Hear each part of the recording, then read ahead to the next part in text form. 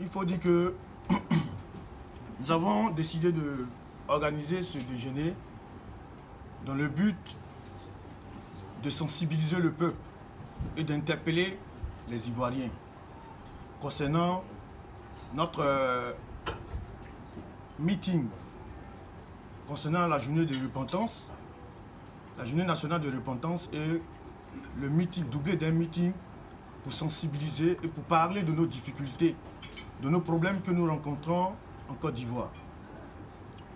Je suis Cyril Djehi, je suis le concepteur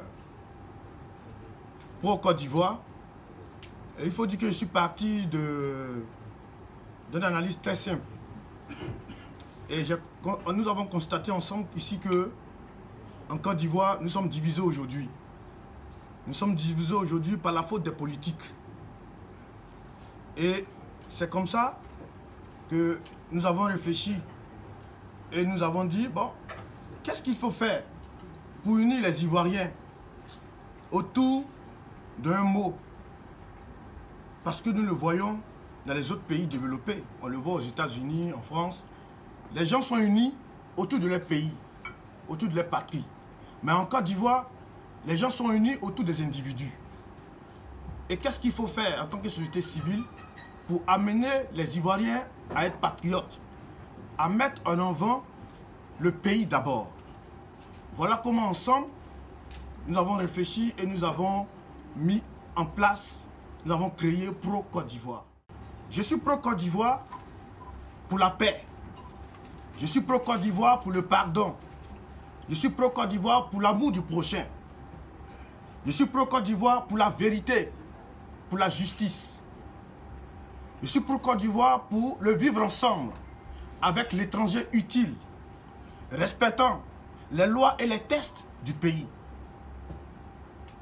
Je suis Pro Côte d'Ivoire pour une meilleure condition de vie des Ivoiriens. Je suis Pro Côte d'Ivoire pour une meilleure condition de vie des Ivoiriens. Je suis Pro Côte d'Ivoire pour une meilleure éducation gratuite pour tous. Je suis Pro Côte d'Ivoire, en fait c'est un tout. C'est un tout. Nous avons tous constaté ici que en 2010 et pendant les élections de 2010 et pendant la crise post-électorale en 2011, nous étions tous des pro-Gbagbo. Nous étions tous des pro-Bédié. Nous étions tous des pro-Ouattara. Mais qu'est-ce qui est arrivé en conclusion?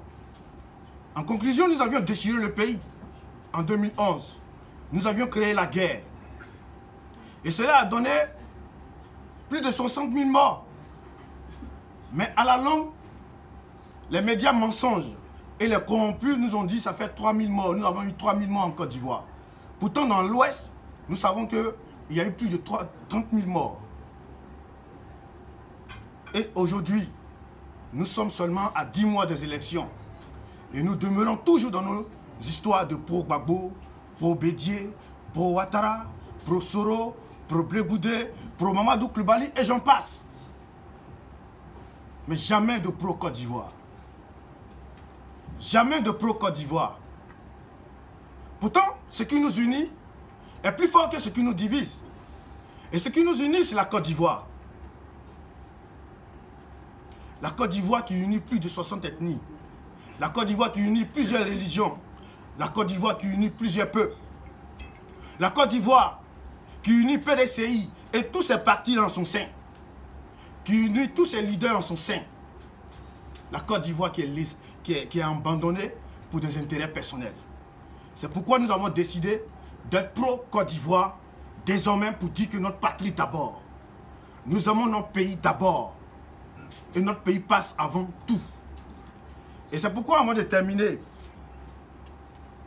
je dis, j'appelle les Ivoiriens, peuple de Côte d'Ivoire, fiers Ivoiriens, jeunesse souverainiste ivoirienne, le pays nous appelle, la Côte d'Ivoire nous appelle, notre nation nous appelle.